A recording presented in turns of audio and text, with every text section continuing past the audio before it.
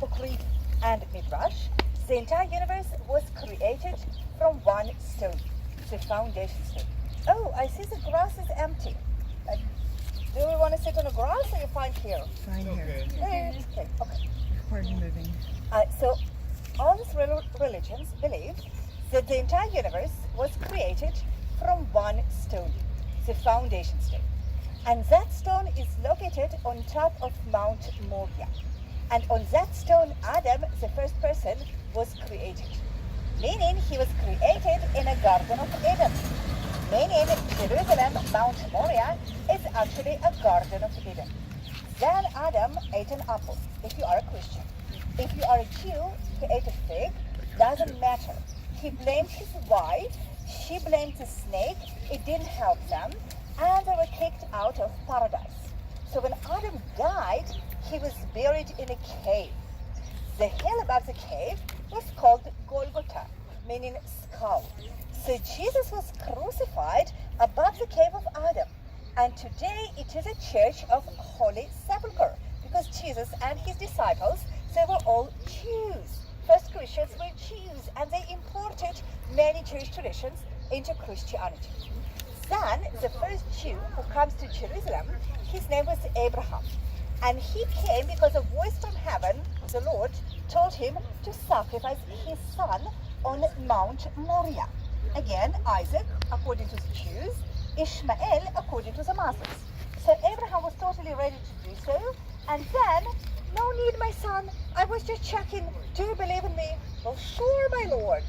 So Abraham sacrificed an animal instead. And Jews, until today, blow up in a shofar, the horn, in memory of God's mercy. Because in a Jewish temple, we didn't sacrifice people, we sacrificed animals. So, Abraham, Isaac, Jacob. 4,000 years ago, people had nothing to eat. They are going to Egypt. 400 years later, live in Egypt and spent 40 years on Sinai Desert. Come here, divide this country to 12 different tribes. 3,000 years ago, King David, from a tribe of Judah, conquers Jerusalem. Lion was a symbol of tribe of Judah. That's why it is today a symbol of Jerusalem, and you can see Jerusalem lions on different flags. We're going to celebrate Day of Jerusalem on Sunday next week. So, King Solomon, son of King David, built the first Jewish temple on top of Mount Moriah. And Holy of Holiest of the first and the second temple was on that foundation stone. A high priest could enter once a year on Yom Kippur, the Judgment Day. So the city of King David, we have a special tool for that, because it is not a part of the old city. The first temple of Solomon was destroyed by the ancient Babylon army. Modern Iraq. 50 years later, ancient Persians came, modern Iran, and they gave Jews a permission to rebuild the temple. Then, in 4th century, Alexander the Great conquered us, and he didn't destroy the Jewish temple. So Jews were so grateful that we decided from now on, Alexander is going to be a Jewish name. And then we had successful rebellion against the Greek occupation. And we celebrate Hanukkah until today because the Maccabean army entered Jerusalem in 2nd century BC. We had a Hasmonean Maccabean dynasty. You probably heard of Maccabi beer or Maccabi sport team or also Book of Maccabees. Could be. So, Romans come in 1st century BC and they destroyed the temple at the 1st century AD. In 4th century, Roman Empire splits to Rome and Byzantine. We are part of the Byzantine Empire. Christianity becomes official religion of the Byzantine Empire, and Queen Helena, mother of Constantine, comes here and she builds first churches on the holy places for the Christians. How she knows where to build? First of all, she had visions. Santa Helena. Also, she asked the local people about the tradition. Also, on 2nd century AD, Jews had another rebellion against Roman Emperor Adrian. We totally failed that rebellion. The leader Bar Kokhba was executed. And in order to punish the Jews, Emperor Adrian decided to call to Jerusalem Aelia Capitolina. Temple Mount is going to be the garbage yard of Jerusalem. That's why until today we have a dung gate next to the Western Wall. Jews are not allowed to live in Jerusalem. The country Judea going to be called Palestina in memory of ancient Philistines, enemies of King David. Goliath was a Philistine. And he built pagan temples on holy places for the local Jews and Christians. So Queen Helena turns the temple of Aphrodite to a church of Holy Sepulchre. Church of Holy Sepulchre, Tomb of Jesus. Hallelujah. In 7th century, the Muslims came, and the entrance to the city called Omar ibn Khattab after a Muslim ruler who conquered Jerusalem. In 11th century, the Crusaders come. In 13, the Mamluks. I'm going to show you the Mamluk houses. And then, finally, in 16th century, this area becomes part of the Ottoman Empire. Now, since we last saw each other, I decided to increase and enlarge my pictures so everyone can see them.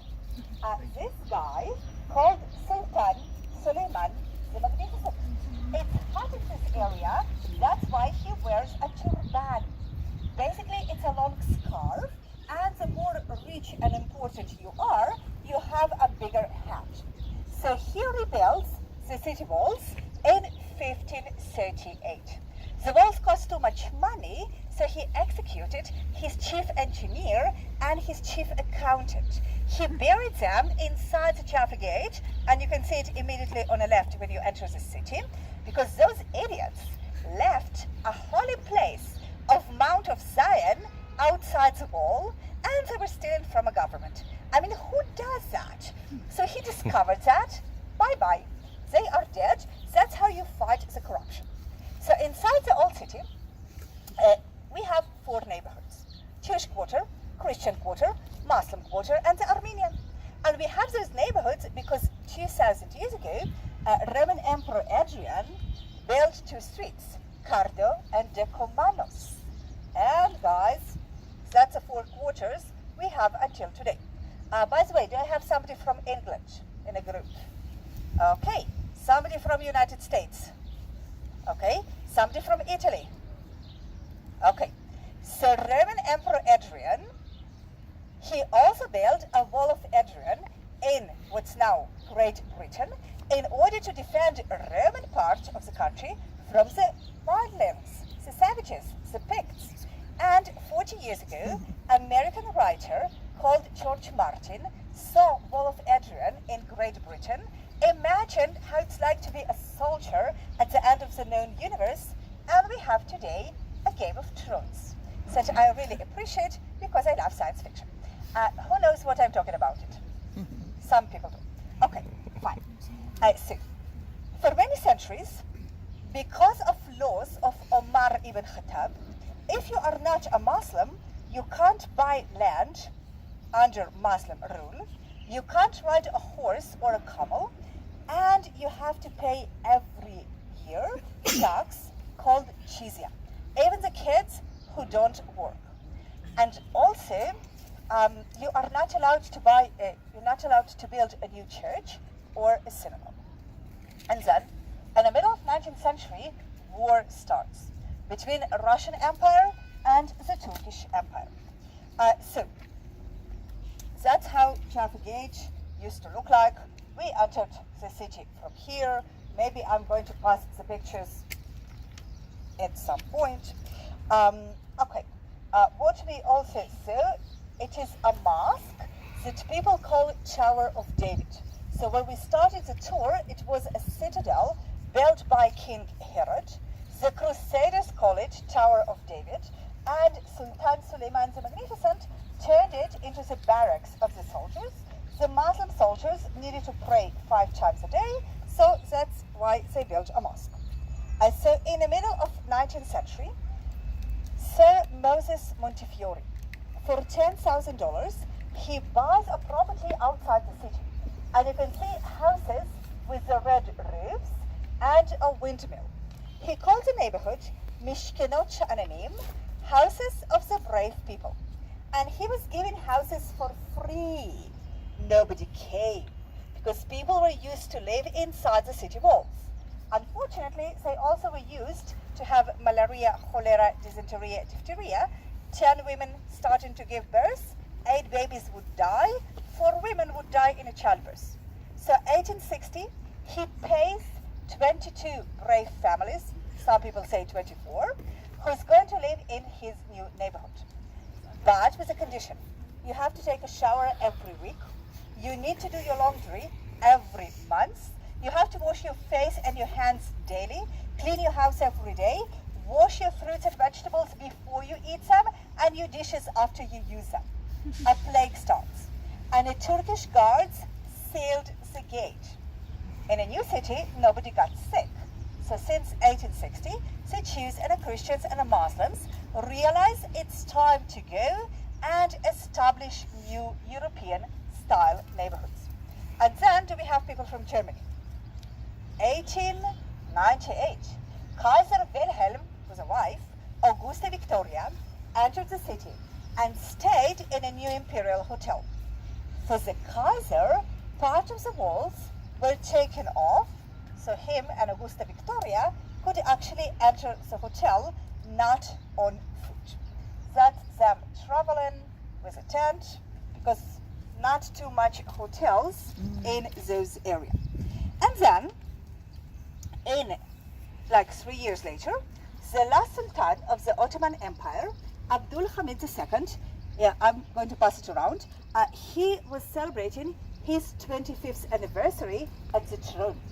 So he built clock towers all over the empire, including one at Jaffa Gate.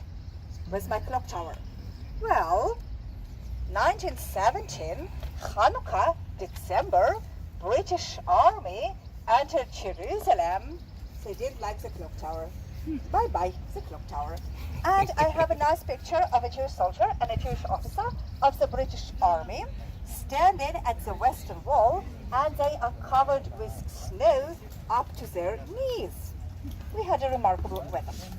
So guys, I'm going to tell you what we're going to do. I'm going to pass the pictures among you so you can see the pictures. Also, I see that you're recording me, and it's totally fine. I also gave you a bookmark. Keep it. Not only Jerusalem timeline, also my phone, in case, God forbid, somebody got lost. I have WhatsApp. I'm going to answer it. I also have a regular phone. Also, guys, you have my mail over there. And I never have pictures of myself. So if it is possible, maybe after the tour, you kind of can send me email to the recording, or at least I will know how do I sound. Okay, guys, we had plenty of wars. 1947 until 1949, it was Independence War. And when it was over, Jerusalem was divided between Israel and Jordan. Israel, Jordan. And we are walking no man's land, minefields. So we're going to start from Mount of Zion, which was part of Israel, and then we're going to enter the Old City, which was part of Jordan, until 1967. So like, until 1967, you would need a passport, and I wouldn't be allowed to enter the Old City. So guys, army, that we just saw. Army in Israel, mandatory. Boys and girls go. If you study Torah and you are a man, you don't have to. We also have a national service that you can volunteer from medical reasons, conscience reasons. Boys, girls can volunteer to that. Israeli school children that we're going to see. They have to study until the end of June. And it's difficult to have them in classes right now. That's why the trips. In Israel, we have 3 official languages: Hebrew, English, and Arabic. In an old city, we have 4,000 Christians, 6,000 Jews, and 30,000 Muslims. In Jerusalem, including the new city, we have 1 million inhabitants, 40% Muslims, 35% ultra-Orthodox Jews. We're going to see them next to the Western Wall, talk about the clothing, and also the rest is the rest. So basically, I believe that I covered the introduction.